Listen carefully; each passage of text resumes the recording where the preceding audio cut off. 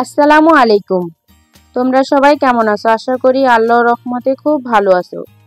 তোমাদের মাঝে আরো নতুন একটি ভিডিও নিয়ে চলে আসলাম। আজ আমি রান্না করব হাঁসের মাংস। তো নারকেল দিয়েই মাংসটা রান্না করব।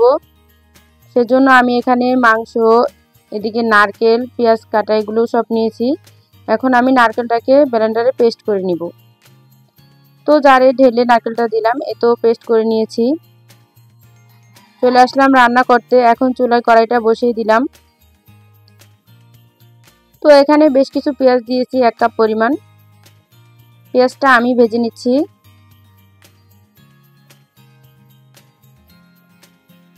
এই তো পেঁয়াজ ভাজা হয়ে গেল। এখানে আমি কিছু আস্ত মশলা দিলাম, গোটা মশলা, গরম মশলা, তেজপাতা, এলাচ এগুলো দিয়ে দিলাম। তারপর এখানে একটু আদা রসুন বাটা দিলাম। তো এখানে একটু পানি দিয়ে তারপর মশলাটাকে সুন্দরভাবে আমি একটু ভেজে নিচ্ছি।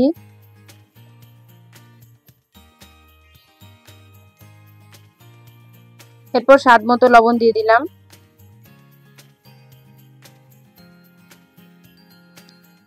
এখানে দিয়ে দিলাম হলুদের ফাঁকি, মরিচের ফাঁকি, ধনিয়ার গুঁড়া। এগুলো দিয়ে ভালোভাবে আমি মশলাটাকে আগে ভেজে নিব।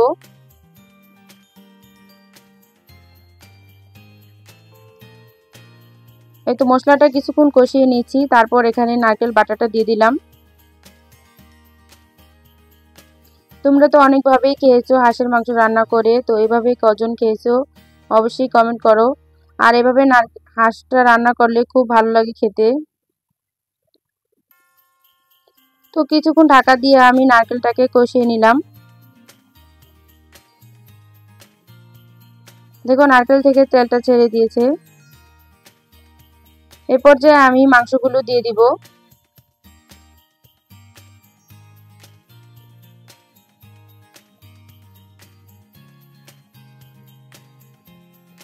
এই তো মাংসগুলো দিয়ে আমি সুন্দরভাবে কষিয়ে নিব।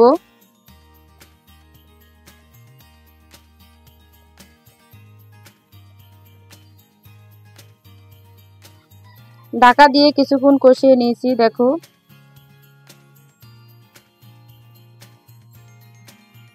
মাংস থেকে অনেক সুন্দর একটা কালার চলে এসেছে। এখন আমার কষানো শেষ।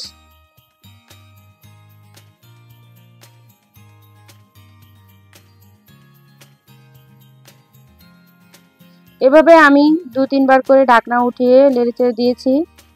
তো এখন আমি এটাতে ঝোলের পানি দিয়ে দিব। যদিও আমি বেশি ঝোল রাখবো না, ভুনা করব, তো সিদ্ধ হওয়ার জন্য আরেকটু পানি দিয়ে দিলাম।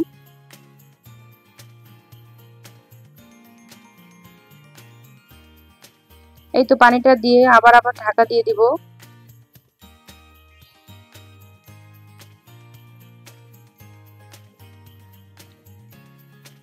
ফিরে আসলাম কিছুক্ষণ পর। দেখো রান্নাটা আমার হয়ে গেছে। এখন আমি একটু ভাজা জিরার গুঁড়া আর একটু গরম মশলার গুঁড়া দিয়ে নিলাম।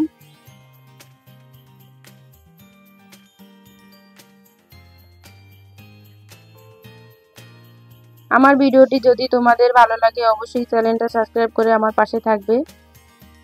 ভিডিওতে অবশ্যই একটি লাইক দিয়ে দিবে।